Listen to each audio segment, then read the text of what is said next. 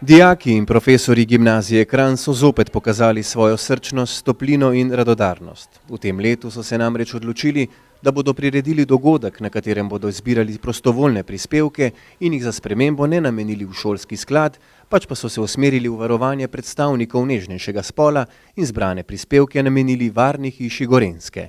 Ko smo imeli sestanke, smo se kar nekaj časa pogovarjali, kam bi namenili ta denar. Naj bi denar ostal na šoli za recimo tiste dijake, ki bi ga potrebovali, pa so se dijaki odločili, da tokrat bi pa morda pomagali lokalni skupnosti, torej da bi šli širše s to akcijo in so se potem odločili za Varno hišo Gorenjske, pravzaprav kar hitro. Dijakinje so se pod budnim očesom šivilje Mire Velka Vrh prelevile v modne oblikovalke in preživele veliko ur z oblačili, jih šivale, barvale, dodelale, preoblikovale. Prvi so se v bolj sofisticiranih kreacijah na modni brvi sprehodili ravnatelj in profesori, nato še dijaki in najmlajši, ki so bili oblečeni v bolj pisana oblačila.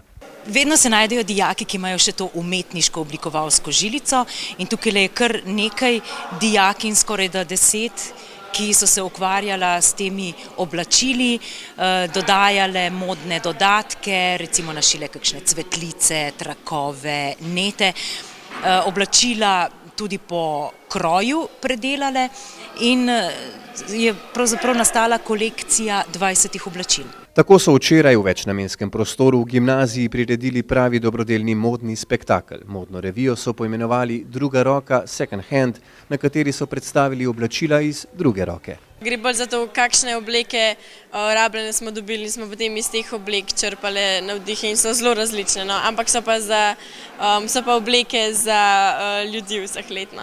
Poleg dobrodelne modne revije pa so prispevke zbirali še na božično-novoletnem bazarju, kjer so na stojnicah ponudili domače piškote in nakit. Sploh nakit smo delali same iz fimomase, drugače pa smo tudi dodatke delali iz predelanih oblačil.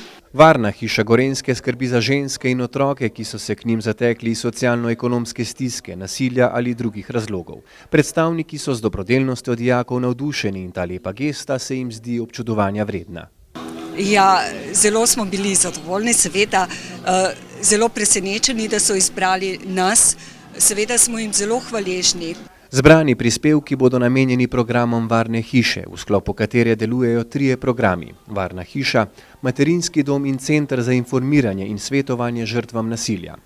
S pomočjo donatorjem so dijaki v zadnjem mesecu zbrali že 1050 evrov, skupaj s sinočno modno revijo pa kar 1822 evrov.